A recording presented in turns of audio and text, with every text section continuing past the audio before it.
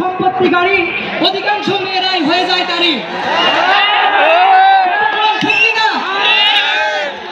এই মেয়েরা ভালো থাকার আশায় ভাবে না তো কিছু, তার জন্য কত ছেলে ঘুরছে পিছু পিছু।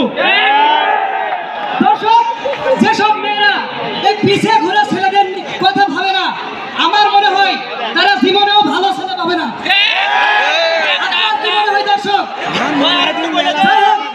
মেয়েরা এই মিথ্যে ভালোবাসায় অনেককে হাসায়, অনেককে কাঁদায়, আবার অনেককে দুঃখের সাগরে ভাসায়। তাই আমরা আসুন আর শপথ করি, আমরা ধোঁকাবাজ মেয়ের কবলে পড়ব না,